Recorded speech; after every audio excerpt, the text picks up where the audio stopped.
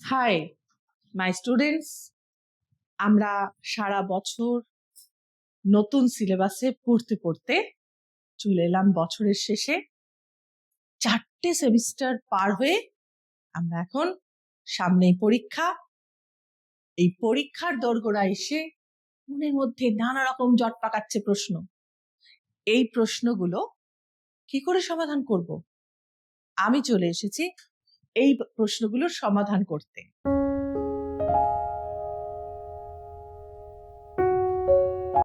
প্রশ্নের রকম কেমন হবে, নম্বর বিভাজনই বা কেমন হবে, এবং প্রশ্নগুলো সাধারণত কি আসবে, সেই সবকিছুর সম্ভার নিয়ে আমি তোমাদের সামনে উপস্থিত, ডক্টর পাপড়ি চট্টোপাধ্যায়, সেমিস্টার 4 ক্লাস 12। আমি প্রশ্নে চলে যাচ্ছি। সাইকোলজির সেমিস্টার 4 এর প্রশ্ন। তো প্রশ্নগুলোকে জানতে গেলে, প্রশ্নপত্রটাকে আয়ত্তের মধ্যে আনতে গেলে তাকে ভালো করে আগে অ্যানালিটিক্যালি জেনে নিতে হবে।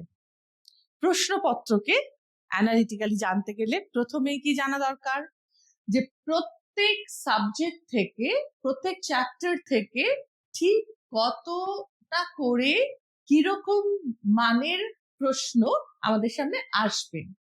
আমরা জানি সেমিস্টার 4 এ অলরেডি পড়ে এসেছি 4টে মূল অধ্যায় বা unit. First unit attitude and social cognition, second unit self and personality, third unit psychological disorders, fourth unit therapeutic approaches. এই 4টে ইউনিটের যে নাম্বার ডিস্ট্রিবিউশন আমরা জেনে নিই। অ্যাটিটিউডের থেকে 2 নম্বরের একটা আসবে, 3 নম্বরের একটা আসবে, আর ডেসক্রিপটিভ টাইপ আসবে 4 নম্বরের একটা। আচ্ছা, সেলফ অ্যান্ড পার্সোনালিটি থেকে 2 নম্বরের আসছে না, শর্ট কোয়েশ্চেন 3 নম্বরের একটু বুঝিয়ে লেখার জন্য যে শর্ট কোয়েশ্চেন সেটা আসছে, 4 নম্বরের আসছে না, 6 নম্বরের আসছে।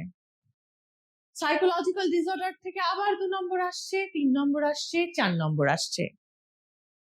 থেরাপিউটিক অ্যাপ্রোচেসে 2 নম্বর আসছে, 3 আর 4 আসছে না, 6 নম্বরের একটা আসছে।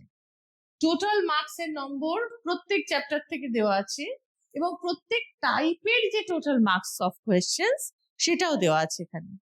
তোমরা ভালো করে দেখে নাও। অ্যাটিটিউড থেকে 9 নম্বর, সেলফ থেকে পার্সোনালিটি থেকে 9, সাইকোলজিক্যাল ডিসঅর্ডার থেকে 9, থেরাপিউটিক অ্যাপ্রোচেস থেকে 8 নম্বরের প্রশ্ন আসবে। টোটাল 35 নম্বরের যে পরীক্ষা, লিখিত পরীক্ষা তোমরা দিতে চলেছো সেমিস্টার 4 এর পরে, তার নাম্বার ডিস্ট্রিবিউশনটা তোমরা জেনে গেলে। এবার কোয়েশ্চেনটা দেখতে কেমন হবে? প্রথমবার নতুন সিলেবাসে তোমরা পরীক্ষা দিচ্ছ, তোমাদের মনের মধ্যে নানা রকম শঙ্কা, নানা রকম উদ্বেগ কাজ করছে। সেই জায়গা থেকে নিরুদ্বিগ্ন করার জন্য, নো টেনশন, তার জন্য এই কোয়েশ্চেনটা কেমন দেখতে হবে সেই প্যাটার্নটাও আমি তোমাদের সামনে তুলে ধরেছি। দেখো, কোয়েশ্চেন স্ট্রাকচার এরকম দেখতে হবে কোয়েশ্চেনটা, যেটার ওপরে থাকবে একদম কাউন্সিলের নিজস্ব যে প্রশ্ন হবে সেই হায়ার সেকেন্ডারি কাউন্সিলের নাম, তারপর সাবজেক্ট, তারপর সেমিস্টার, এইসব দিয়ে শুরু হবে মেন যে প্রশ্নের ভাগ। এবার যে মেন প্রশ্নটা দেখতে হবে কেমন, এখানে আমরা দেখব 4টে সেকশন থাকবে। ভালো করে বোঝো, 4টে সেকশন থাকবে আমাদের কোয়েশ্চেনের। একটা হচ্ছে সেকশন এ, সেটার আন্ডারে থাকবে 2 নম্বরের প্রশ্নগুলো। এবং আমরা দেখেছি যে 2 নম্বরের প্রশ্ন ঠিক 3টে চ্যাপ্টার থেকে এসছে, আসবার কথা। একটা হচ্ছে অ্যাটিটিউড থেকে, আর এর আগে আমি বলেছি সাইকোলজিক্যাল ডিসঅর্ডার থেকে, এবং থেরাপিউটিক অ্যাপ্রোচ থেকে। এভাবে সেকশন এটা তৈরি। 2 নম্বরের প্রশ্নগুলো তোমরা সেকশন এতে পাবে, 3 নম্বরের প্রশ্নগুলো পাবে সেকশন বি তে, সেখানেও 3টে চ্যাপ্টার থেকে আসবে। সেকশন সি পাবে তোমরা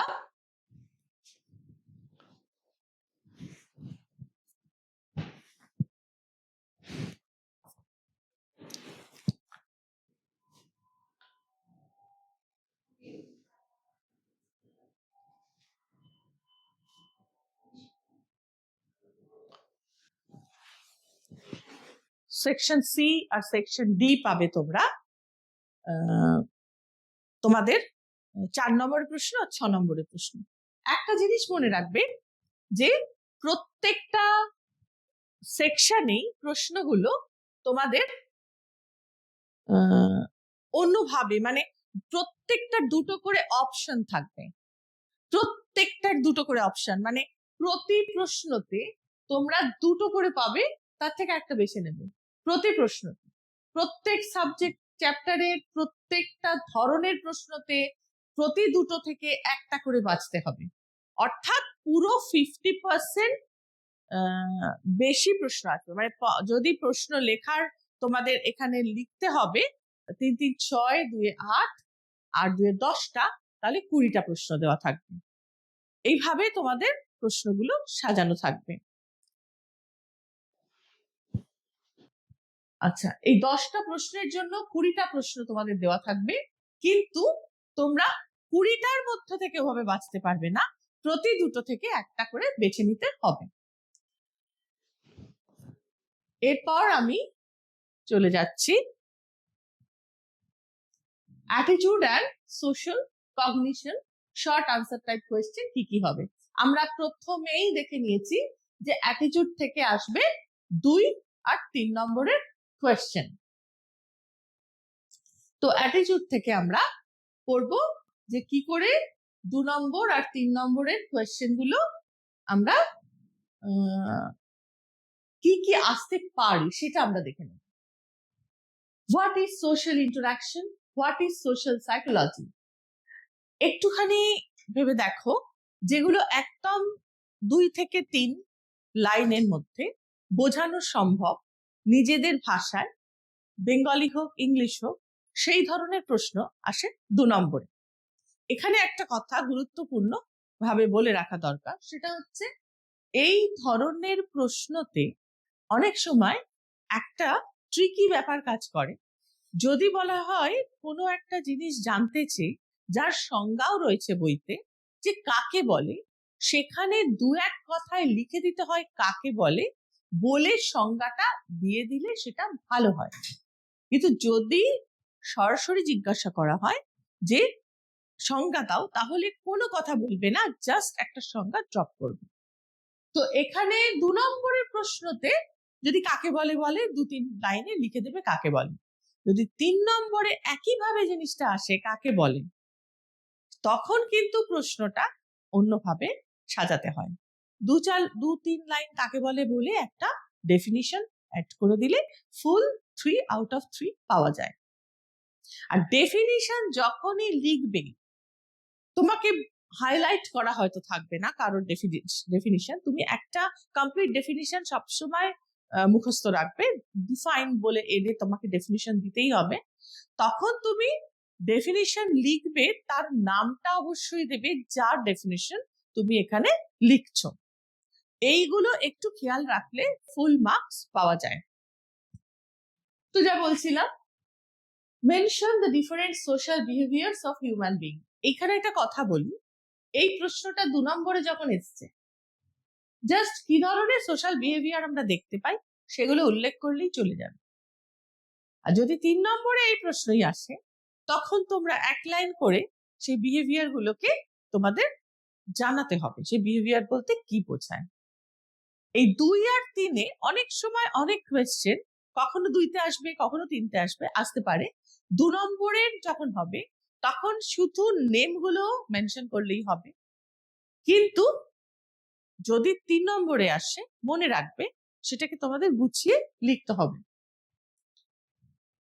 ডিফাইন অ্যাটিটিউড, যেটা বলেছিলাম, অ্যাটিটিউডের একটা ডেফিনিশন উইথ রেফারেন্স অ্যাড করতে হবে। What do you mean by impression formation? What is social cognition? Characteristics of social cognition, schema. What do you mean by prosocial behaviour? Write 2 characteristics of prosocial behaviour. এগুলো যথেষ্ট 2 নম্বরের প্রশ্ন বলে বোঝাই যাচ্ছে। এইখানে আরো কিছু জিনিস আমাদের একটু বুঝতে হবে, যে what are the components of attitude called in English. ABC component বলে একটা অ্যাটিটিউড দেওয়া আছে, ওটাকে আমাদের দাঁড় করাতে হবে। ওটা তো বাংলায় ওভাবে বলা হয় না, ক খ গ, ওটার ইংলিশটা ইউজ হয়, সেক্ষেত্রে আমরা ওটাকে উল্লেখ করব। ভ্যালু কাকে বলে, বিলিফ কাকে বলে, এগুলো আমাদের মোটামুটি জানা থাকবে, তৈরি থাকবে। 2 লাইন 3 লাইনে আমরা সেগুলোকে এখানে উল্লেখ করব। আচ্ছা, এগুলোর ক্ষেত্রে তো ডেফিনিশন নেই, তাহলে এগুলো 3 নম্বর এলে কি করব? আমাদের একটা সবসময় মাথায় রাখতে হবে, সবটুকুই যে বইতে পাবো তা নয়, বইতে যথেষ্ট উদাহরণ দেওয়া আছে, তবুও আউট অফ দ্য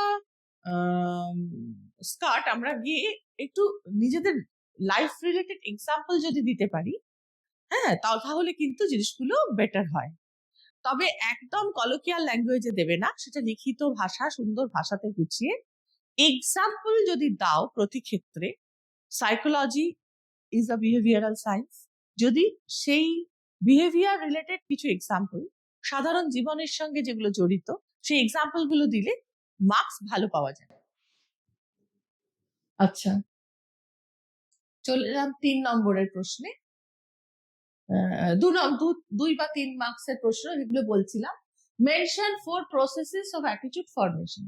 এটা কিন্তু 2 নম্বরই আসবে, যে 4টে প্রসেসের নাম জানতে চেয়েছি, জাস্ট নাম। যদি এটা 3 নম্বরে আসে, তখন কিন্তু আমরা প্রসেস গুলো 1 লাইন 2 লাইনে আমরা লিখে দেব, এবং সেটা দিলে, না দিলে নম্বর পাবো না তা নয়, হয়তো 50% পাবো, দিলে ফুল মার্কস। জানা আছে কিন্তু দিলাম না, ওটা তো 3 নম্বর, এটা ভাববেন। তোমরা যখন পরীক্ষা দিতে বসো, তখন মাথায় এটা রাখবে, অবশ্যই ঠিক লিখবে, ভুল লেখার চাইতে না লেখা ভালো, কিন্তু ঠিক জানা আছে, কিন্তু নিজেরা অতটা লাগবে না বলে দেব না তা নয়, বেশি দিলে দোষের হয় না, কিন্তু টু দা পয়েন্টটা লিখতেই হবে এবং ঠিক লিখতে হবে, এটা মাথায় রেখো। আর এটা একটা সায়েন্স, এখানে যত তুমি এক্সাম্পল শো করবে, এক্সাম্পল দেবে, তত কিন্তু নাম্বারটা আপলিফটেড হবে, নাম্বারটা তোমাদের অনেক বেটার হবে যদি তোমরা জিনিসগুলোকে এভাবে গুছিয়ে লিখতে পারো। What are the basic components in persuasion process? Write 2 characteristics of communicator in attitude change. Write 2 characteristics of content or message in attitude change. Write 2 characteristics of audience in attitude change. আমরা attitude চেঞ্জটাকে এখানে একটু গুরুত্ব দিয়ে বেশি পড়ব। attitude change not only attitude formation, এটা attitude পড়ানোর সময় বলে দিয়েছিলাম, যে অ্যাটিটিউড কিন্তু শুধুমাত্র তৈরি হয় না, আরো বেশি গুরুত্বপূর্ণ চেঞ্জটা, কারণ তৈরিটা খুব আপব্রিঙ্গিং এর সাথে আমাদের চারপাশের এনভায়রনমেন্টের ইনফ্লুয়েন্সে আমাদের হয়ে যায়, কিন্তু চেঞ্জটা খুব সচেতন ভাবে অনেক সময় সমাজ আমাদের উপর দিয়ে আমাদের অ্যাটিটিউড চেঞ্জ করে বা করা হয়। সেক্ষেত্রে চেঞ্জের যে প্রসেস গুলো বইতে রয়েছে খুবই মানে ইন্ট্রিকেট, খুবই ডেলিকেট, খুবই কমপ্লেক্স।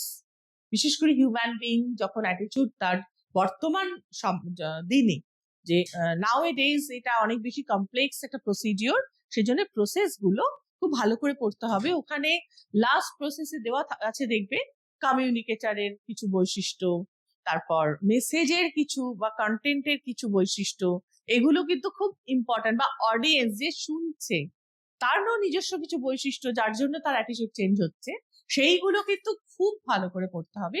ওখান থেকে 2 নম্বর বা 3 নম্বরের প্রশ্ন কিন্তু আসার প্রচুর সম্ভাবনা, এবং বড় প্রশ্নও আসার সম্ভাবনা। আচ্ছা, অ্যাটিটিউড অ্যান্ড সোশ্যাল কগনিশনের আমি 2 বা 3 নম্বর পেরিয়ে এবার চলে এলাম 4 নম্বরে। 4 নম্বরের প্রশ্নগুলো একটু কি বলবো, ডেসক্রিপটিভ টাইপ হবে। অবশ্যই ডেসক্রিপটিভ টাইপের প্রশ্নগুলোতে আমরা স্টিরিওটাইপ কাকে বলে, প্রেজুডিস কাকে বলে, তারপর এই সবগুলো আমরা দেখব।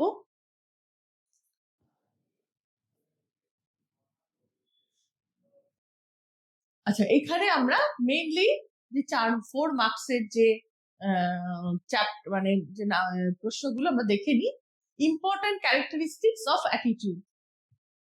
অ্যাটিটিউডের ইম্পর্টেন্ট ক্যারেক্টারিস্টিক্স চেয়েছি সরাসরি 4 নম্বরের প্রশ্ন।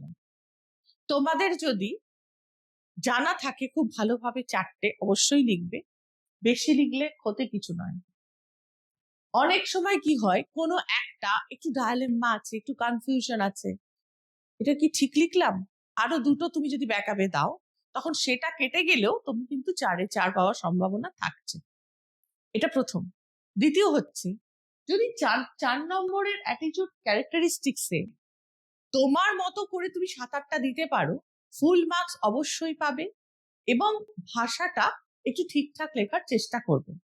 বইয়ের ভাষা অবিকল লিখতে হবে এটা কথা নয়, কিন্তু যেটা নিজে থেকে বই পড়ে নিজে থেকে বেরোবে সেটাও যেন ভাষার মাত্রাটা ঠিকঠাক থাকে।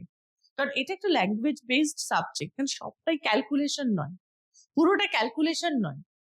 কিছু কিছু জায়গা হয়তো ক্যালকুলেশন আমাদের লাগে, স্ট্যাটিস্টিক্স লাগে, পরবর্তীকালে আরো লাগবে, কিন্তু এখন এক্ষেত্রে সাইকোলজি কিন্তু একটা মেইনলি একটা ল্যাঙ্গুয়েজ বেসড সাবজেক্ট।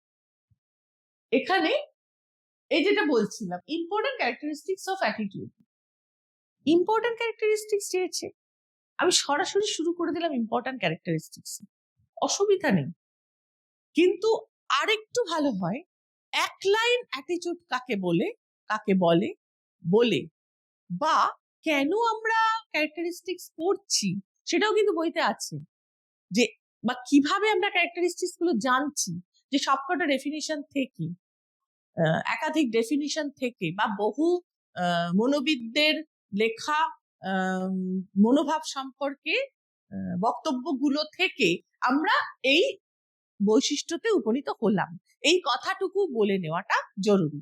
তাহলে লেখাটা অনেক বেশি মনোগ্রাহী হয়ে ওঠে এবং এখানে নাম্বার দেওয়ারও প্রবণতা তৈরি হয় যারা এক্সামিনার থাকেন। Write about the components of attitude. Components of attitude, অ্যাটিটিউডের যে এবিসি কম্পোনেন্ট ওখানে দেওয়া হয়েছে, খুব গুরুত্বপূর্ণ, ওটা ভালো করে পড়বে এবং এটা ইলাবরেটলি লিখবে। 4 নম্বরে যখন 3টে কম্পোনেন্ট যথেষ্ট সুন্দরভাবে গুছিয়ে, এবং কিভাবে কেন এবিসি বলা হয়, কি সূত্রে বলা হয়, ইংলিশ টার্ম গুলো দিয়ে তোমাদের লিখতে হবে। Write about 4 factors that are helpful in attitude formation. যে 4টে ফ্যাক্টর অ্যাটিটিউড ফরমেশন ডেভেলপ করতে সাহায্য করে, অ্যাটিটিউড ডেভেলপিং বা ফরমেশন, সেইটা এখানে লিখতে হবে। এবং তোমরা জানো যেটা কতটা ডিটেল তোমরা লিখতে পারবে 4 নম্বরে, সেই ততটাই তোমরা কিন্তু গুছিয়ে লিখবে উইথ এক্সাম্পল। অলওয়েজ মনে রাখবে, যখন বড় প্রশ্ন লিখবে অবশ্যই করে এক্সাম্পল দেওয়ার চেষ্টা করবে। আমি পড়ানোর সময়ও যে টিচাররা বা আমরাও করিয়েছি এক্সাম্পল দিয়ে, তোমরাও যতটা পারবে, সবটা হয়তো সবসময় বেড়ে উঠবে না, যতটা পারবে এক্সাম্পল দেবে। Explain the concept of balance, এটা প্রথম যে অ্যাটিটিউড চেঞ্জের যে প্রসেস, সেইটা balance. Explain the concept of cognitive dissonance, এটাও আর একটা process. Write about any two processes of attitude formation, এইটা যখন একটা শুধু দিচ্ছে, তখন এখানে চিত্রটাও, কগনিটিভ ডিসোনেন্সের যদি কোনো তালিকা থাকে, কোনো ফ্লো চার্ট থাকে, বা ব্যালেন্সে কোনো ফ্লো চার্ট থাকে, সেগুলো কিন্তু দিয়ে দেওয়ার চেষ্টা করবে, বা যেটা তোমরা পড়ছো সেটাকেই ফ্লো চার্টের আকারে লিখে দিতে চেষ্টা করবে, যে তোমাদের বোঝাটা কতটা ভালো হয়েছে সেটা তোমরা ওই দিনের ওই সময়টুকুতেই নিজেদের প্রকাশ করার সুযোগ পাবে। তাই ওটাই কিন্তু ওইভাবে তোমরা লেখার চেষ্টা করবে। এখানে দেখো একটা করে দিয়েছে 4 নম্বরে, আবার এখানে দিয়েছে দুটো, যে কোনো দুটো প্রসেস, সেক্ষেত্রে তোমরা অবশ্যই দুটো ছোট প্রসেস বাজবে যদি হাতে সময় না থাকে, সবেতেই সমান নাম্বার পাবে যদি ঠিক লেখো। এখানে কগনিটিভ ডিসোনেন্স বা অন্য একটা ব্যালেন্স, এইগুলো যদি তোমরা লিখতে যাও একটা, তাহলে হাতে সময়টা দেখে লিখবে।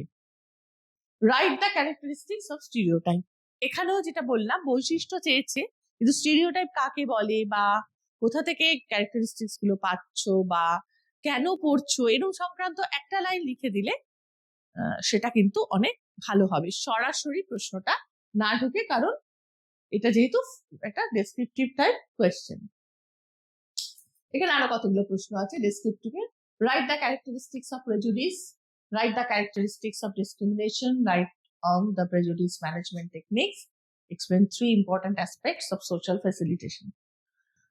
এই যে এও ক্যারেক্টারিস্টিক্স অফ প্রেজুডিস বা পক্ষপাতের বৈশিষ্ট্য, সেখানেও আমরা ওই বিষয়টাকে ফলো করব লেখার সময়।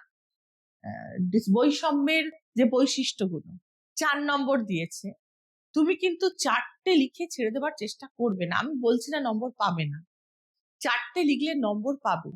ধরো তোমার ভাষাটা পরীক্ষকের খুব মনোক্ষুত হলো না, কোনো মতে 4টে লিখেছে, তাও ভাষার সুন্দর করে লিখতে পারেনি, সেক্ষেত্রে তোমরা যদি 6টা বা 7টা পয়েন্ট দিয়ে দাও বা 8টা দাও, সেক্ষেত্রে যদি থাকে তবেই তো দিতে পারবে, যদি না থাকে দিতে পারবে না।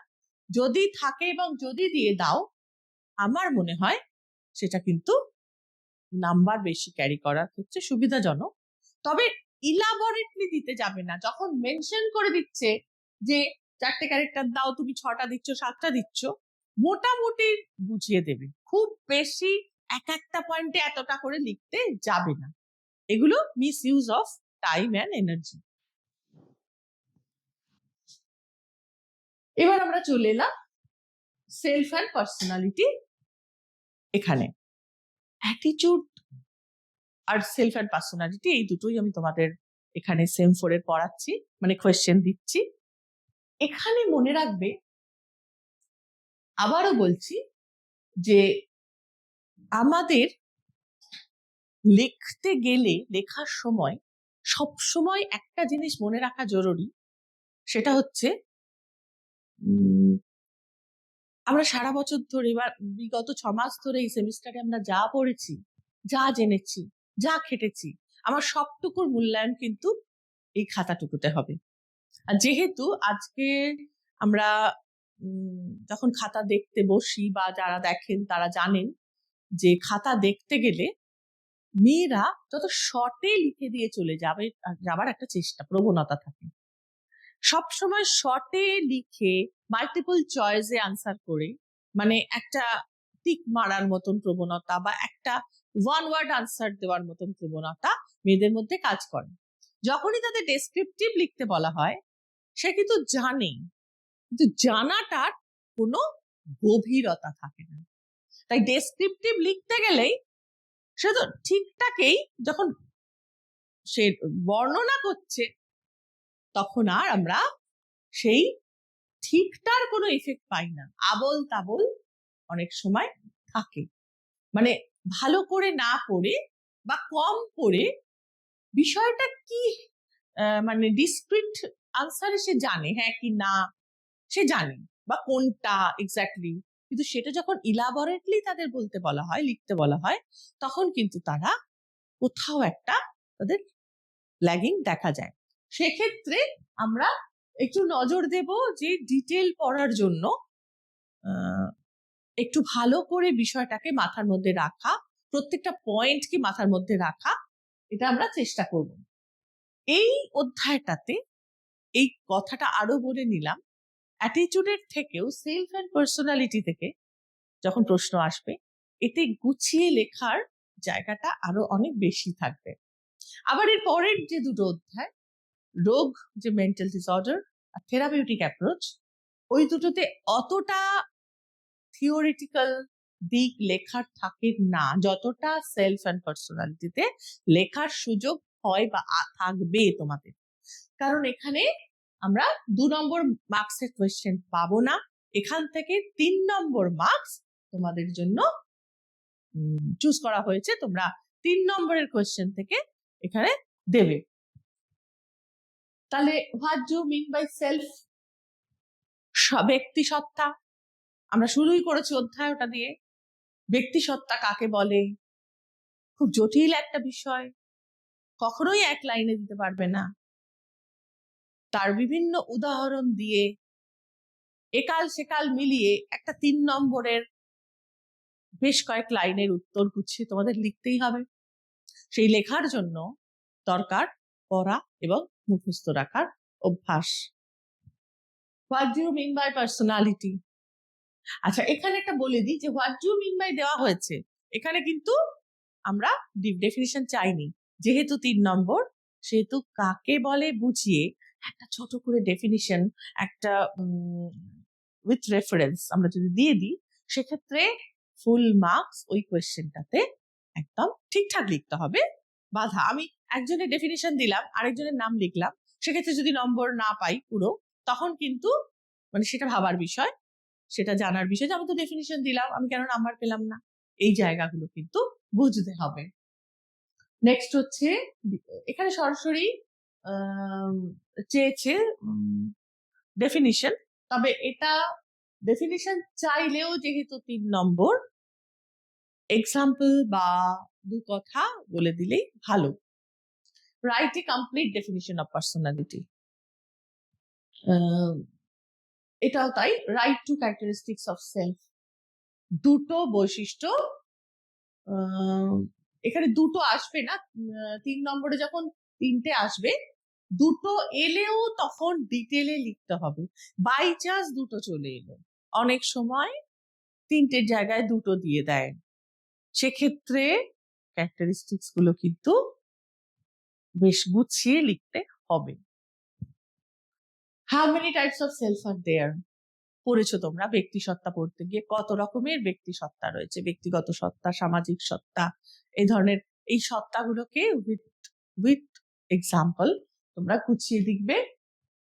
What do you mean by personal self গুছিয়ে লিখবে, যদি আলাদা করে আসে তার ভাগগুলো বা সেগুলো কোথায় কাজে লাগে দেবে। Which factors are important in personal self, কোন বিষয়গুলো মানে ব্যক্তিগত যে সত্তা তার কয়েকটা গুরুত্বপূর্ণ দিক আছে, সেইগুলো আমরা বইতে পাবো অ্যাসপেক্টস বা ফ্যাক্টর বলে, সেগুলো কিন্তু আমরা ভালো করে পড়ে নেব। এই ফ্যাক্টরস বা অ্যাসপেক্টস হচ্ছে ওই self esteem, self regulation, self efficacy, ওই বিষয়গুলোকে আমরা পার্সোনাল সেলফ এবং সোশ্যাল সেলফের বেশ কিছু গুরুত্বপূর্ণ অ্যাসপেক্ট পাবো, সেগুলো কিন্তু খুব ভালো করে পড়তে হবে, কারণ এখানে 3 নম্বরের প্রশ্ন আসবে, 2 নম্বরের নেই, মাথায় রাখতে হবে। এখানে এলে একটু ভারী রকম আসবে।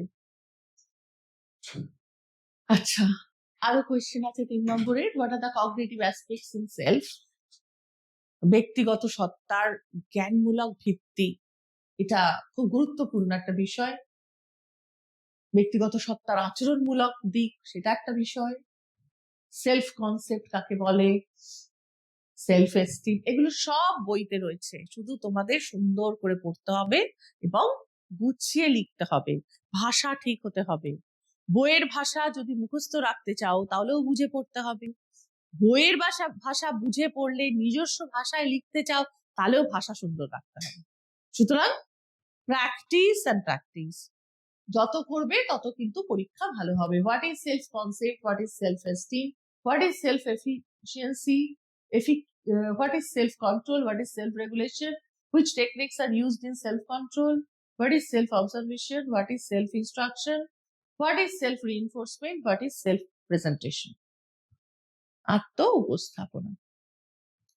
আরো আছে 3 নম্বরের প্রশ্ন, what is self-schema, আত্ম জ্ঞানমূলক সংগঠন, what is social interaction, সামাজিক ক্রিয়া প্রতিক্রিয়া, how to develop behavior reactions and habit, what do you mean by facial expressions, how does culture influence oneself, what is the basic difference between the influence of Eastern and Western culture, what are the cultural influence on self, how does cultural influence oneself by social interaction, which change in cognitive development is found by the cultural influence on self। এইগুলো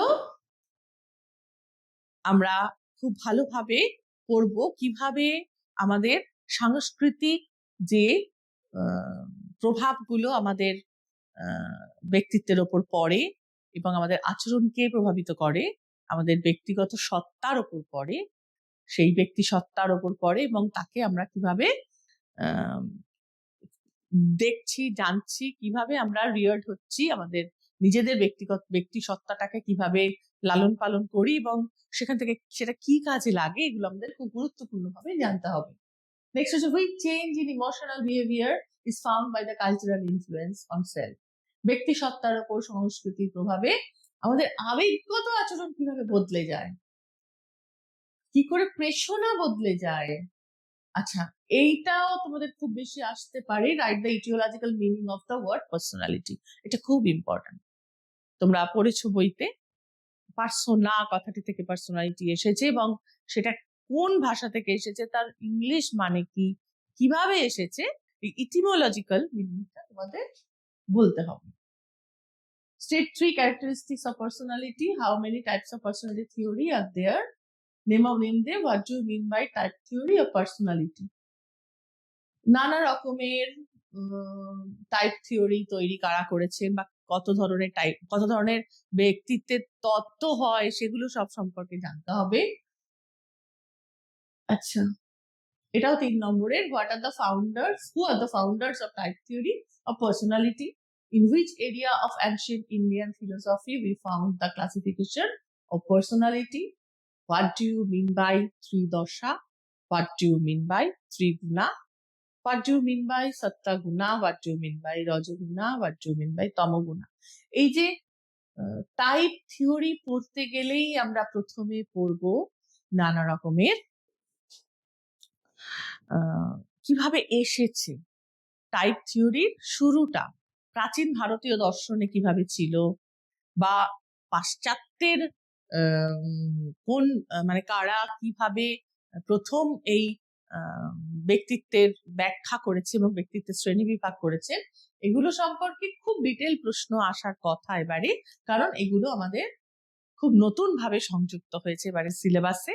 এই পোর্শনটা তোমরা কিন্তু, ব্যক্তিত্ব অধ্যায়টাই প্রচুর changes হয়েছে, ওই জন্য ব্যক্তিত্ব অধ্যায়টাতে প্রত্যেকটা অধ্যায় চেঞ্জ এসছে, প্রচুর নতুন দিকগুলোকে বেশি করে পড়বে, যেখান থেকে প্রশ্ন আগে কখনো আসেনি, কারণ ছিল না কন্টেন্টে, সেগুলো কিন্তু বেশি করে আসার সম্ভাবনা রয়েছে। সেইগুলোই আমি বেশি করে রাখছি এখানে তোমাদের সামনে। How many types of personality we found in Hippocrates classification? Hippocrates এর ক্লাসিফিকেশন অনুযায়ী ব্যক্তিত্বের শ্রেণীবিভাগ, ইউং এর ক্লাসিফিকেশন অনুযায়ী যে ব্যক্তিত্বের জাতি তত্ত্ব, এইগুলো আমরা ভালো করে দেখব। How many types of personality you found in Sheldon's classification, Jung's classification? এইগুলো আমরা জাতি তত্ত্বগুলো এনাদের ভালো করে পড়ে রাখবো, এবং যেগুলো 3 নম্বরে কিন্তু আসতেই পারে, যেহেতু 3 নম্বরের প্রশ্নই ব্যক্তিত্ব থেকে সব থেকে কম আসবে। What do you mean by trait theory? What do you mean by introversion versus extroversion? তোমরা পড়েছো এবং তোমরা প্র্যাকটিক্যালও করেছো অন্তর্বৃত্ত বহির্বৃত্তের যে কনসেপ্টটা, তো সেটা যখন লিখতে বলা হবে, এখানে লিখলে তোমরা প্র্যাকটিক্যালও খুব ভালো করে বেসিক কনসেপ্ট তোমাদের তৈরি হয়ে যাবে। এটাই ওখানে ট্রান্সফার অফ লার্নিং ঘটানো হচ্ছে তোমাদের অ্যাক্টিভিটিসে। তো যাই হোক, ইন্ট্রোভার্সন ভার্সেস এক্সট্রোভার্সন, তোমাদের যে সেই কনসেপ্টটা ক্লিয়ার রাখতে হবে। মানুষের এক্সট্রোভার্সন, মানুষের কি ধরনের বৈশিষ্ট্য, ইন্ট্রোভার্সন মানুষের কি ধরনের বৈশিষ্ট্য, তারা কিভাবে সামাজিক আচরণগুলো তাদের কিরকম, বা তাদের মানসিকতা কি ধরনের, এই বিষয়টাকে এখানে লিখতে হবে। What is central trait, cardinal trait, secondary trait, এগুলো আমরা পাবো ওখানে। ট্রেটের যে থিওরিজ গুলো রয়েছে, বিভিন্ন ট্রেট থিওরিজ আমরা ওখানে পড়বো, এবং সেখান থেকে প্রশ্ন কিন্তু আসবে 3 নম্বরে। এবার আমরা পড়বো সাইকো অ্যানালিটিক থিওরি, যেখান থেকে ব্যক্তিত্বকে আবার অন্যভাবে দেখিয়েছেন সিগমুন্ড ফ্রয়েড, সেখান থেকেও প্রচুর কোয়েশ্চেন আসবে। যেমন দেখো, what is id, what is ego, what is superego, what is repression, what is projection, rationalization, withdrawal, regression, reaction formation, denial, Oedipus complex, Electra complex, latency stage কাকে বলে, জেনিটাল স্টেজ কাকে বলে। তোমরা সাইকোসেক্সুয়াল ডেভেলপমেন্টটা পুরো আসতেই পারে বড় প্রশ্নে 3 নম্বরে, কিন্তু কোনো একটা স্টেজ ধরে লেখা আসতে পারে। এখানে একটা কথা বলে দিই, কোনো একটা স্টেজ যদি তোমাদের 3 নম্বরে লেখাতে আসে, 3 নম্বরে, 2 নম্বরে কিন্তু হবে না, এটা সেটা সরাসরি স্টেজটা লিখবে। যদি 3 নম্বরে তোমাদের জন্য লেখার কথা বলা হয়, মানে এরকম একটা প্রশ্ন আসে যে হোয়াট ইজ জেনিটাল স্টেজ, বা what you mean by genital stage in personality theory, তো জেনিটাল স্টেজটা সরাসরি না গিয়ে প্রথমে ফ্রয়েড উল্লেখিত স্টেজগুলো দেবে, দিয়ে পার্টিকুলার ওই জেনিটাল স্টেজে তারপরে ঢুকবে, মানে জাস্ট ওই স্টেজগুলোকে উল্লেখ করে, নামগুলো উল্লেখ করে, তার থেকে তোমরা জেনিটাল স্টেজটাকে হাইলাইট করে সেটা সম্পর্কে লিখবে। এই জিনিসগুলো একটু মাথায় রাখবে। What is penis envy? What are the important assessment methods of personality? কি কি গুরুত্বপূর্ণ প্রসিডিওর ওখানে ফলো করা হয়েছে ব্যক্তিত্বের মূল্যায়নে দেওয়া আছে। সবকটার নাম, তার সম্পর্কে কয়েকটা লাইন, এইভাবে 3 নম্বরে দেবে। কয়েকটা মানে একটা দুটোই line. What do you mean by behavioral theory? What do you mean by full functioning individual? আমরা behavioral theory পড়বো ওখানে, তার বেসিক টেনেটসটা জেনে নেব। What do you mean by full functioning individual? ব্যক্তির একটা পূর্ণ কার্যক্ষম ব্যক্তি তোমরা পড়েছো হিউম্যানিস্টিক থিওরিতে, সেটা কাকে বলে, কনসেপ্টটা খুব গুরুত্বপূর্ণ। এই ধরনের প্রশ্ন আসবে। তারপর টার্ম সেলফ অ্যাকচুয়ালাইজেশনটা এক্সপ্লেন করতে বলা হবে তোমাদের, যেটাও খুব গুরুত্বপূর্ণ হিউম্যানিস্টিক থিওরিতে।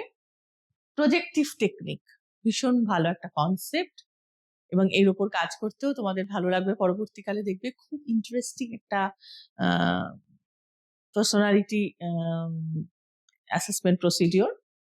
আর সেলফ আর পার্সোনালিটির সম্পর্ক, এইটা কিন্তু খুব গুরুত্বপূর্ণ প্রশ্ন।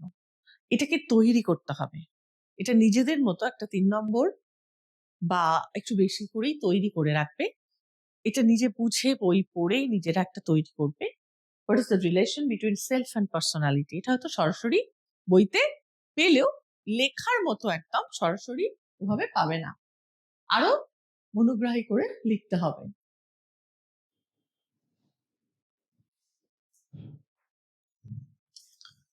এরপর আমি চলে যাই আরো কিছু 3 নম্বরের প্রশ্নে, কারণ সেলফ অ্যান্ড পার্সোনালিটি চ্যাপ্টারটাই ভীষণ একটা বড় চ্যাপ্টার এবং খুব ডেপথ চ্যাপ্টারটার মধ্যে।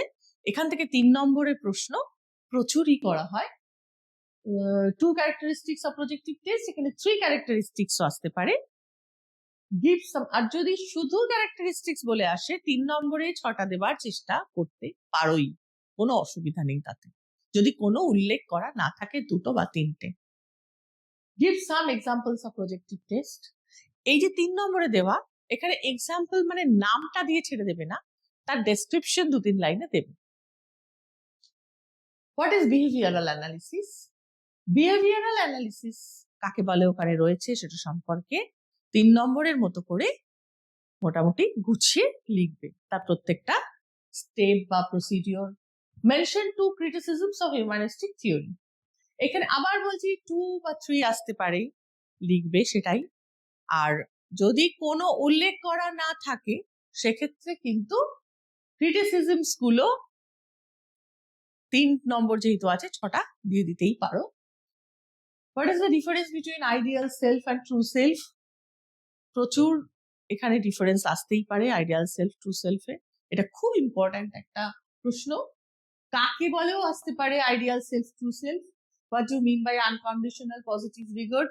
What do mean by self report? Unconditional positive report তোমরা পজিটিভ রিগার্ড তোমরা পেতে পারো, পাবে হিউম্যানিস্টিক থিওরিতে, যেটা যে কনসেপ্টটাও খুব জরুরি জানা, খুব ইম্পর্ট্যান্ট প্রশ্ন এটা, এবারে নতুন অ্যাড হয়েছে।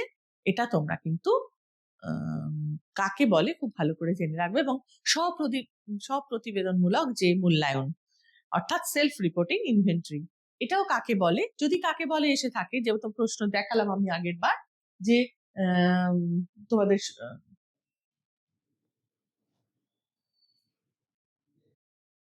এই যে what you mean by self report, self report কিন্তু তোমাদের কাকে বলে এলে কয়েকটা সেলফ রিপোর্টের এক্সাম্পল দিয়ে দেবে। হোয়াট আর দ্য এবারে চলে এলাম 3 নম্বর শেষ করে চলে এসেছি 6 নম্বরের প্রশ্নে। আবার বলছি, এটা অ্যাটিটিউডে তোমরা 4 অব্দি দেখেছো, 6 কিন্তু এখনো পর্যন্ত পাওনি। 6 নম্বরের প্রশ্ন মানে সেটা সব থেকে বড় প্রশ্ন তোমাদের প্রশ্নপত্রে, যেটা যথেষ্ট ডিটেল দেবে, তার সাথে প্রয়োজনীয় ডায়াগ্রাম যদি থাকে দেবে, উল্লেখ না করা থাকলেও দেবে, এবং প্রত্যেকটা প্রশ্নের শেষে 2 লাইন 3 লাইনে একটা কনক্লুশন অ্যাড করতে পারলে আরো ভালো হয়। এই ডেসক্রিপটিভ টাইপ কোয়েশ্চেনে দায়সারা গোছের উত্তর লেখা চলবে না। মাত্র দুটো থাকবে প্রশ্নপত্রে। এই দুটো মাত্র প্রশ্নতে 6তে 6 যে পাবে, জাস্ট ইমাজিন, তার কিন্তু বাকি মার্কস গুলো সে কিন্তু এমনিও ভালো পেতেই পারে, অনেকেই পাবে, তোমরা 2, 3, 4-এ ভালো মার্কস, 6টাতে ফুল মার্কস তুললে তোমাদের 35-এ 34-35 পাওয়াটা অনেক সহজ হয়ে যাবে। তাই 6 নম্বরের প্রশ্নগুলো এবার একটু আলোচনা করে নিই। What are the characteristics of self? ব্যক্তিসত্তার বৈশিষ্ট্য। আবার বলছি, ব্যক্তিসত্তা কাকে বলে সেটা 2 লাইন দিয়ে দিতেই হবে। Discuss on different types of self. বিভিন্ন ধরনের ব্যক্তিগত সত্তা, যে ব্যক্তি সত্তা রয়েছে, সেগুলো সম্পর্কে যখন আলোচনা করতে বলা হচ্ছে, একদম ধরে ধরে আলোচনা করবে, উইথ এক্সাম্পল। তারও ভাগ থাকলে আরো ভাগ দেবে, প্রত্যেকটা নিজস্ব ভাগ দেবে, কিছু মিস করবে না। আর এমন প্রশ্ন চয়েস করবে যেখানে লেখার সম্ভাবনা অনেকটা থাকবে, কারণ মাথায় যদি আমাদের 3 পাতা পড়ে আসি, সেটা অটোমেটিক্যালি পরীক্ষার হলে 1.5 পাতা হয়ে যায়। সুতরাং আমাদের মাথায় যদি 2 পাতা থাকে, তো সেটা এখানে 1 পাতা হবে। 6 নম্বরের প্রশ্ন হিসেবে যদি আমার চান্স থাকে অন্য প্রশ্ন আমি আরো ভালো লিখতে পারবো, আরো বেশি লিখতে পারবো, সেক্ষেত্রে এই দুটো প্রশ্নের জন্য তোমরা ওই ধরনের প্রশ্ন বাছাই করতে চেষ্টা করবে। Describe different cognitive and behavioral aspects of self. Write on self-concept and self-esteem. এই যে এই প্রশ্নগুলো, এগুলো সব রয়েছে, এগুলো তোমাদের আমি 3 নম্বরেও বলেছি, 6 নম্বরে 2টো করে দিয়েছি, 3 নম্বরে 1টা করে আসতে পারে, 6 নম্বরে এলে 2টো করে আসবে। কিন্তু নিজেরা যথেষ্ট সুন্দরভাবে গুছিয়ে এগুলো লিখবে, এক্সাম্পল দেওয়ার পারলে এক্সাম্পল দেবে। এটা পড়ার সময় এক্সাম্পল গুলো রেডি রাখবে মাথার মধ্যে, পরীক্ষার হলে নতুন করে ভেবে হয় না। এই জন্য আগে থেকে বলে দিচ্ছি, describe different cultural influence on self. বিভিন্ন রকম সাংস্কৃতিক যে প্রভাবগুলো ব্যক্তিসত্তার উপর কাজ করে, সেগুলো নিয়ে লিখতে বলা হচ্ছে। বইতে দেখে নেবে কত রকমের প্রভাবের কথা বলেছে, সব কটাই অ্যাটেন্ড করার চেষ্টা করবেন। What are the characteristics of personality? ব্যক্তিত্বের বৈশিষ্ট্য। অনেক ব্যক্তিত্বের বৈশিষ্ট্য হয়। 6 নম্বর বলে 6টা লিখে, যেহেতু মেনশন নেই, ছেড়ে দেবে না, চেষ্টা করবে 12টা, 8টা, 10টা, 11টা লেখার। Write on triguna and tridosha written in Charaka Samhita. এখানে দেখো শুধু একটা না, ত্রিগুণা ত্রিদশা দুটো সম্পর্কেই একসাথে এসেছে, কারণ মাথায় রাখতে হবে এটা 6 নম্বরের প্রশ্ন।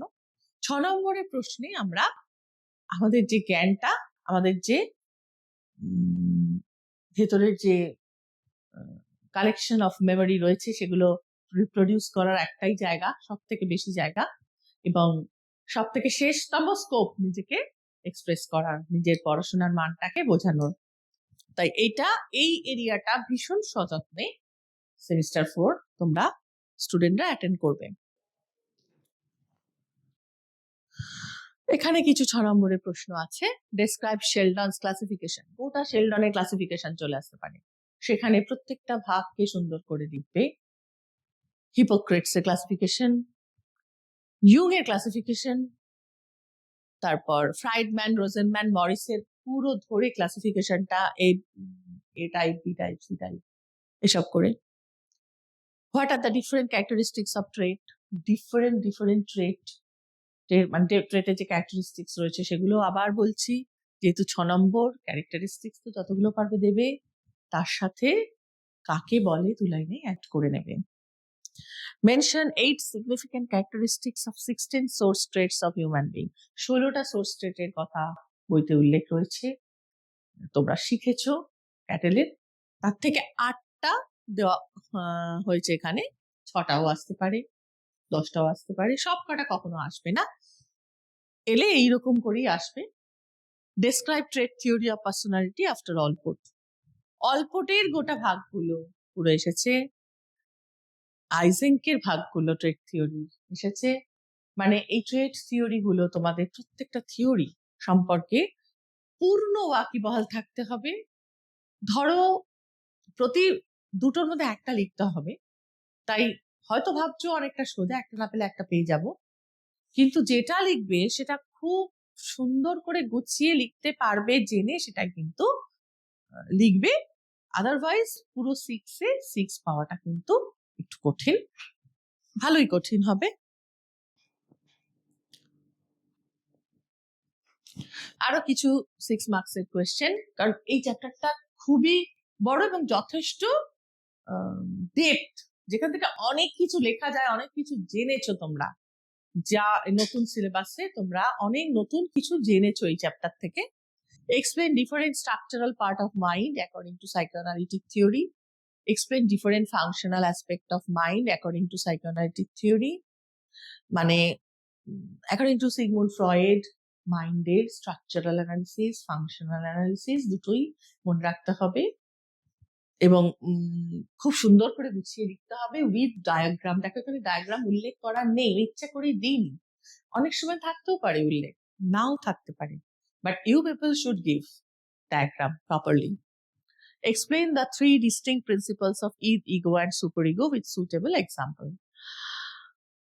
id, ego, superegoর নির্দিষ্ট কিছু প্রিন্সিপাল আছে, সেটাও খুব সুন্দর করে তোমাদের বইতে দেওয়া আছে, সেগুলো তোমরা অবশ্যই প্রিন্সিপাল গুলো মনে রাখবে, যে ঈদ যেরকম প্লেজার প্রিন্সিপালে চলে, প্রত্যেকটার আলাদা আলাদা প্রিন্সিপাল এবং সেগুলো সম্পর্কে ডিটেল। 3টের যদি প্রিন্সিপাল আসে তোমরা লিখলে, না এখানে তো মাইন্ড দেয়নি সরাসরি, ডায়াগ্রাম দেওয়ার দরকার নেই, তা নয়, ঈদ, ইগো, সুপার ইগো থাকলে দিয়ে দেবে, ডায়াগ্রাম অবশ্যই সুন্দর করে এঁকে দিয়ে দেবে, কারণ এই ডায়াগ্রামটা খুব important. What are the defense mechanisms created by the activities of superego? Multiple defence mechanism তোমাদের বইতে রয়েছে, তোমরা পড়লে, এবং কিভাবে আমরা কেন ইউজ করি জেনেছো, সেগুলো যখন চাইবে তখন, আচ্ছা দেখো প্রশ্নটা এখানে ডাইরেক্ট ডিফেন্স মেকানিজম চাইনি, প্রশ্নটা দেখো এখানে দিয়েছে created by the activities of superego, তাহলে হাউ দে ডেভেলপ, ওইটা একটা ছোট প্যারাগ্রাফে লিখে তোমরা ডিফেন্স মেকানিজম শুরু করলে 6 আউট অফ 6 তোমরা পাবেই পাবে। Explain the developmental theory of personality after Freud. ফ্রয়েডের ডেভেলপমেন্টাল থিওরি গোটা সাইকোসেক্সুয়াল ডেভেলপমেন্ট তোমরা দেবে। Discuss the 3 defense mechanisms elaborately with suitable example. 3টে, এখানে আবার অনেকগুলো চাইনি, এখানে 3টে চেয়েছে, সেক্ষেত্রে প্রতিটা এক্সাম্পল সমেত লিখবে ডিটেলে। হ্যাঁ, আবার বলছি যে প্রশ্নগুলো আমি দিয়েছি সব রকমের প্রশ্ন এই জন্যই দিয়েছি, বলার জন্য যে দেখো এই প্রশ্নটা লেখাটা যতটা তুমি লিখবে, কমসে কম তোমার হাত দিয়ে যত কমই বেরোক অনেকটা বেরিয়ে যাবে, কিন্তু এটা লিখতে গেলে তোমাকে ভেবে চিনতে বেশ বড় করে লিখতে হবে। সেক্ষেত্রে if you get this type of question, তাহলে তোমরা অবশ্যই এই ধরনের প্রশ্ন চয়েস করবে, যেটা খুব স্পন্টেনিয়াসলি অনেক লিখে ফেলতে পারবে। আরো কিছু 6 মার্কসের কোয়েশ্চেন খুব ইম্পর্টেন্ট এবারে, ইডিপাস কমপ্লেক্স, ইলেকট্রো কমপ্লেক্স, মানে খুব ডিটেইলে তোমাদের বইতেও আছে, তোমরা পড়বে এবং এটা কোন সূত্রে এলো সেটা কিন্তু বলে নেবে, সবসময় মাথায় রাখবে। নাম্বার 6 কোয়েশ্চেন যখন লিখতে যাচ্ছ 2-3 লাইন ইন্ট্রোডাক্টরি থাকবে, যেটা আবল তাবল বকা নয়, কোন সূত্রে সেই প্রশ্নটার অবতারণা হলো সেটা। Write all the criticism received by psychoanalytic theory. How does behavioral theory of personality work? Write the basic tenets of humanistic theory of personality. State the criticisms received by humanistic theory. এগুলো খুব সহজ প্রশ্ন, কিন্তু লিখতে হবে। What do you mean by assessment of personality? Describe different method of assessment of personality. What are the disadvantages of self-reporting measurement?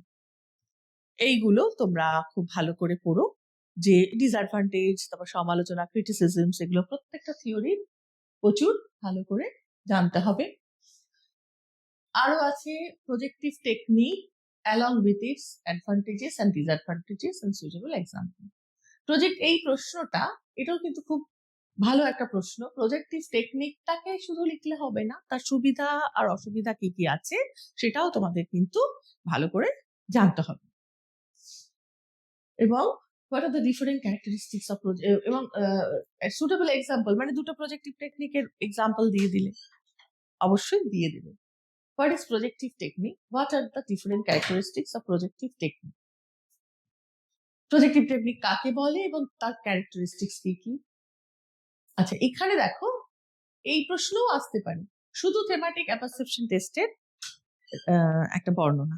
তোমরা পড়েছো টিএটি, কাহিনী সংপ্রত্যক্ষণ অভিক্ষা বা থেমাটিক অ্যাপারসেপশন টেস্ট, তার কিন্তু গোটা টেস্টের একটা সুন্দর ভাগ ভাগ করে বর্ণনা এবং কটা তাতে কার্ড আছে, যে কার্ডগুলোর দ্বারা কিভাবে মানসিক অন্তর্নিহিত বিষয়গুলো বেরিয়ে আসে মানুষের মনের, এগুলো ডিটেল তোমরা সেখানে দেবে।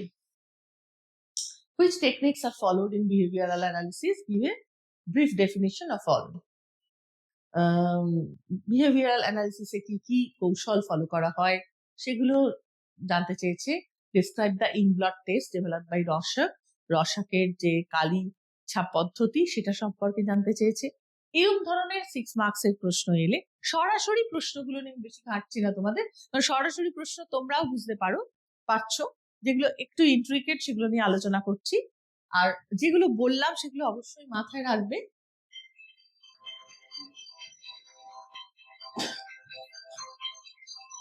এবার আমরা চলে যাই মডেল কোয়েশ্চেন।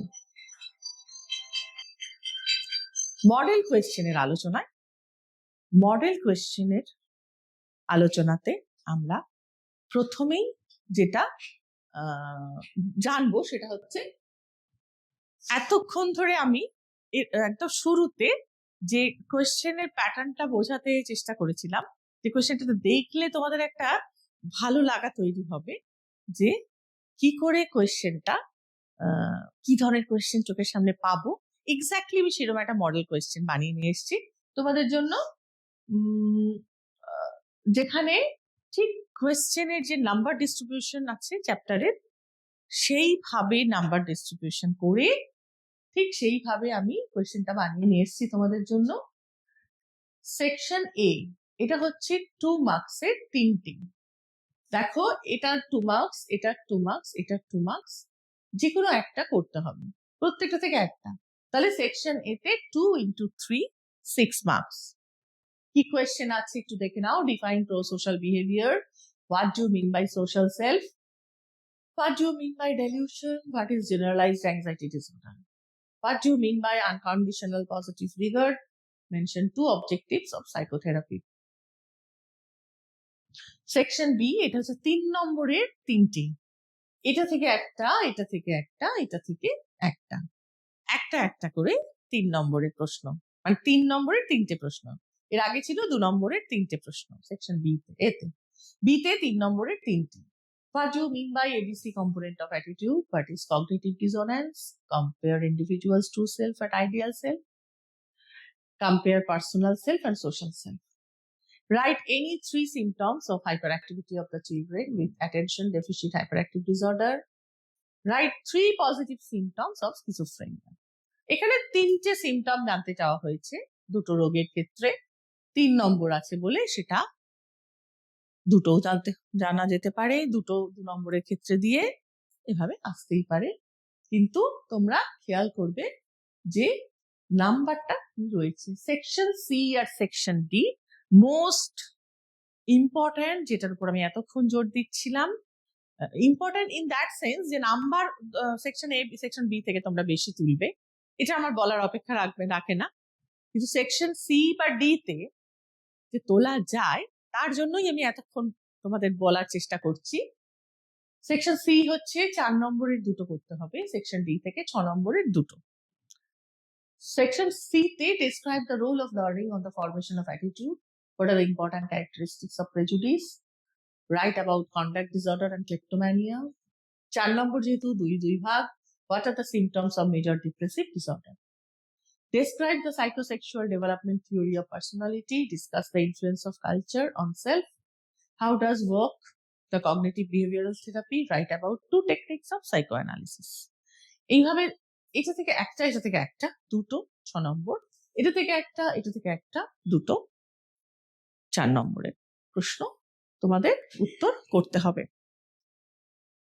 এবার আমি চলে আসি প্র্যাকটিক্যালের ডিসকাশনে।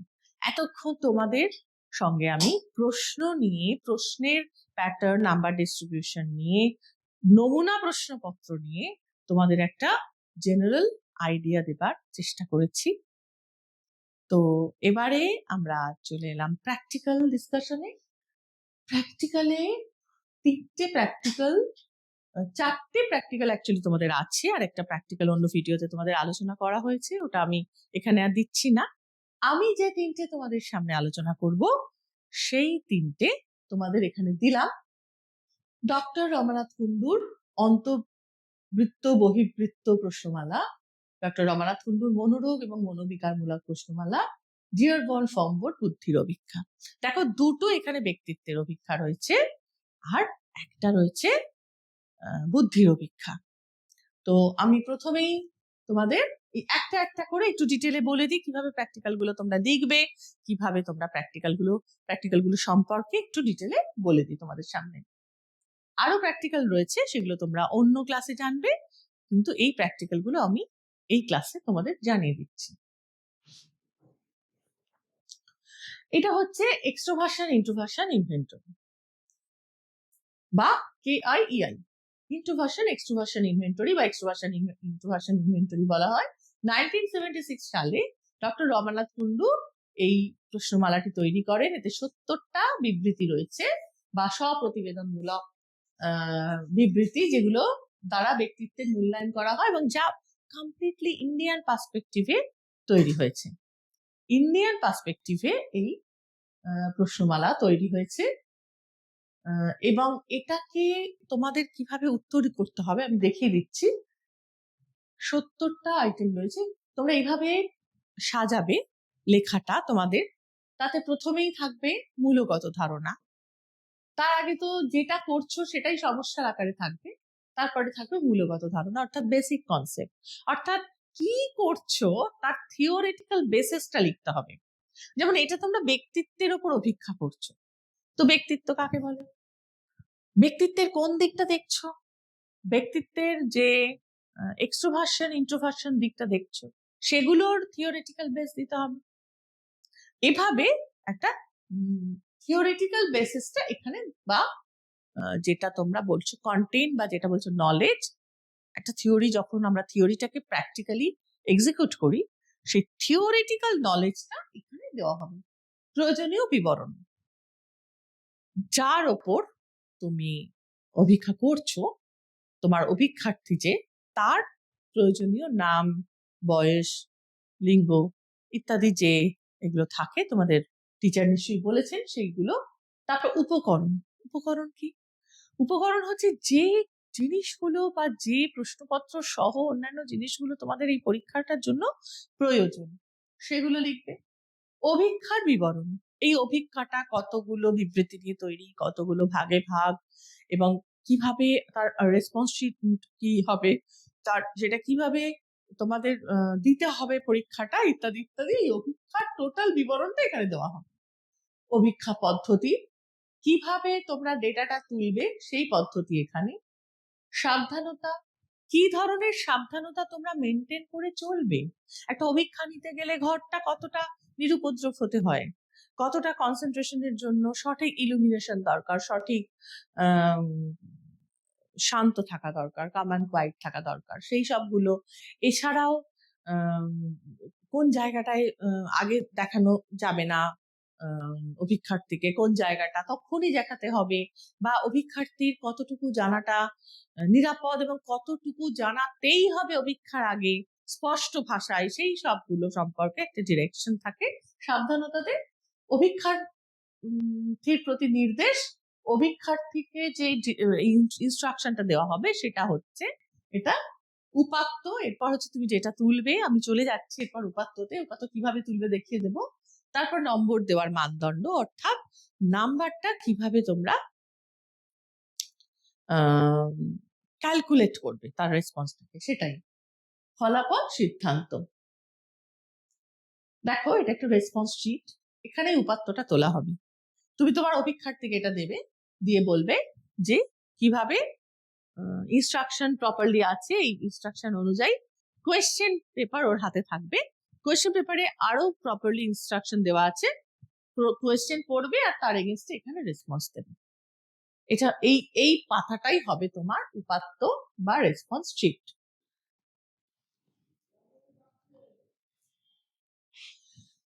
আর একটা জিনিস তোমাদের সামনে আমি দেখিয়ে দিচ্ছি, সেটা হচ্ছে তোমাদের যেটার উপর ভিত্তি করে তোমরা রেসপন্সটা ক্যালকুলেট করবে। এটা হচ্ছে সেই রেসপন্স শিট, মানে এটা হচ্ছে স্কোরিং স্ট্যান্ডার্ড। এটা দিয়ে তোমরা স্কোরটাকে মেজার করবে। এরপর হচ্ছে এরপর তোমরা ফলাফল সিদ্ধান্ত লিখবে। যেমন আমি নেক্সট প্র্যাকটিক্যালে চলে এলাম। এটা হচ্ছে ডক্টর কুন্ডুর আরেকটি প্র্যাকটিক্যাল, সেটা হচ্ছে নিউরোটিক সাইকোটিক ইনভেন্টরি। এটার মধ্যে দিয়ে দেখা হয়, এখানে 66টা প্রশ্ন আছে, মানে বিবৃতি স্বপ্রতিবেদনমূলক। অবশ্যই ব্যক্তি নিজে নিজে উত্তর করবে এবং নিজেকে জাজ করবে বা রেট করবে। এখানে এটা একটা এমন একটা অভিজ্ঞতা যেখানে ব্যক্তির মধ্যে মনোরোগ বা মনোবিকারমূলক কোনো যদি প্রবণতা থাকে সেটা ইভ্যালুয়েশন তার হবে। এখানেও এইভাবে আমরা প্র্যাকটিক্যালটা লিখবো। নলেজ, যেটা থিওরিটিক্যাল নলেজ, বিবরণ, উপকরণ, অপেক্ষার বিবরণ, অপেক্ষা পদ্ধতি, সাবধানতা, অপেক্ষার্থীর প্রতি নির্দেশ, উপাত্ত, নম্বর দেওয়ার মানদণ্ড, ফলাফল, সিদ্ধান্ত। এখানেও আমি খুব ছোটভাবে তোমাকে রেসপন্স শিটটা দেখিয়ে দিচ্ছি, যেখানে ব্যক্তি রেসপন্স করবে এই শিটটাতে। এটা ওটার মতো নয়, এর রেসপন্স প্যাটার্নটা আলাদা। এখানে রেসপন্স করবে ব্যক্তি যেভাবে সে নিজেকে রেট করবে 1 2 3 4 5 এর মধ্যে যে নম্বরটা দিয়ে সে রেট করবে সেই নাম্বারটা পার্টিকুলারলি এখানে দেবে। এটা হচ্ছে স্কোরিং স্ট্যান্ডার্ড। এটাকে মেনটেন করে স্কোর করা হয়, নিশ্চয়ই শিখেছো। আর এরপর আমি চলে এলাম বুদ্ধির অভিক্ষাটায়। বুদ্ধির অভিক্ষাতে ডিয়ারবন ফর্ম বোর্ড, এটা একটা টেস্ট যেটার আমরা বুদ্ধির অভিক্ষা নিই। এটার কতগুলো ছোট ছোট গর্ত থাকে, কাঠের একটা তক্তা, 21টা টুকরোগুলো এমন ভাবে গর্তে দেওয়া যায় যাতে করে গর্তগুলো সব সুন্দরভাবে ভরাট হয়ে যায়। বিভিন্ন জ্যামিতিক আকারের গর্ত থাকে এবং ওই টুকরোগুলো বিভিন্ন জ্যামিতিক আকারের, সেগুলো এমন ভাবে গর্তটায় বসাতে হয় যাতে করে একটা টুকরো বাইরে থাকবে না, অথচ গর্তগুলো পূর্ণ হয়ে যাবে সুন্দর করে। তো এটা একটা টাইমের মধ্যে করতে হয়। এরও লেখাটা একই ধরনের, নলেজ দেব আমরা, যে কন্টেন্টটা, প্রয়োজনীয় বিবরণ, অভিক্ষার্থীর বিবরণ দেব, অভিক্ষার উপকরণ দেব, অভিক্ষার বিবরণ দেব, অভিক্ষা পদ্ধতি, সাবধানতা, অভিক্ষার্থীর প্রতি নির্দেশ, উপাত্ত, স্কোরিং স্ট্যান্ডার্ড, ফলাফল, সিদ্ধান্ত। এভাবে আমরা ডিয়ারবর্নের রেসপন্স শিট এটা। এখানে আমরা যতবার অভিক্ষার্থী সে অ্যাক্টিভিটি করবে, টাচ করবে বোর্ড, ওই টুকরো চালনার নাম্বারগুলো লিখবো এবং যতটা সময় সে নিচ্ছে সেটা লিখবো। তারপর তার এগেইনস্টে নাম্বার দেব, দিয়ে আমরা তাকে ক্যালকুলেট করব। এই যে এটা আমি একটা স্যাম্পল দেখিয়েছি কিভাবে তোমরা এখানে নাম্বারটা আমরা দিই, মানে স্যাম্পল, মানে এখানটা এটা হচ্ছে একটা স্ট্যান্ডার্ড, এটা স্ট্যান্ডার্ড স্কোর। এটা দেখে দেখে আমরা ওই উপাত্ত এখানে যেগুলো পড়েছে তার এগেইনস্টে নাম্বারটা বসাই। সো এখানে একটা 5টা টুকরো চালনা কি 8টা টুকরো চালনা করেছে একজন, আমরা এই স্কোরিং স্ট্যান্ডার্ডটা দেখে বুঝবো 8টা টুকরো চালনা এতে, তার মানে এ কিন্তু 1ও পাবে না, 0 পাবে। এইভাবে আমরা স্কোরিং স্ট্যান্ডার্ডটাকে ইউজ করব এবং ফলাফল আর সিদ্ধান্ত এইভাবে দিয়ে আমরা কমপ্লিট করব আমাদের ডিয়ারবর্ন ফর্ম বোর্ড টেস্ট। এটা একটা বুদ্ধির অভিক্ষা। এখন তোমরা জানো যে হার্ড কভার আমরা ইউজ করি, চ্যানেল ফাইল করি প্রজেক্টে, আর এটাতে প্র্যাকটিক্যালি করি হার্ড কভার দিয়ে। আর ভেতরে একদিক সাদা একদিক লাইন টানা পেপার নিয়ে নিই। লাইন টানা পেপারেই মূলত লেখা হয়। হোয়াইট পেপার গুলোতে কিন্তু আমরা ইউজুয়ালি কোনো ছবি আঁকার থাকলে ইউজ করি, আদারওয়াইজ সাদা দিকটা সাদাই থাকে। এবং যেভাবে আমি লেখাগুলো দেখালাম পরপর সেভাবে আমরা ওখানে ডেলিনেট করি, এবং 8 থেকে 12 কি 13টা 14টা পাতার বেশি আমাদের ইউজ করাটা বাঞ্ছনীয় নয়। খুব শর্টও হবে না, খুব লংও হবে না, একটা অপটিমাম স্ট্যান্ডার্ড অফ বা কোয়ান্টিটি স্ট্যান্ডার্ড থাকবে। এভাবে তোমরা প্র্যাকটিক্যালগুলো করবে। আশা করি তোমাদের অ্যাট এ গ্ল্যান্স প্র্যাকটিক্যালগুলো সম্পর্কেও একটা ধারণা তৈরি হয়েছে, যে তোমরা যা করেছো তার সাথে মিলিয়ে নিতে পারো, বা যারা করোনি তারা করে নিতে পারবে, এবং প্রশ্নগুলো সম্পর্কেও একটা সার্বিক ধারণা তৈরি হয়েছে। আশা করি এগুলোর ভিত্তিতে তোমাদের পরীক্ষা খুব ভালো হবে। বেস্ট অফ লাক তোমাদের, সব থেকে ভালো কিছু ঘটুক, নতুন সিলেবাসে পড়ে তোমাদের পরীক্ষা যেন খুব ভালো নম্বর নিয়ে তোমরা আসতে পারো সাইকোলজিতে, এই আশা নিয়ে আজকের ক্লাস এখানেই শেষ হচ্ছে।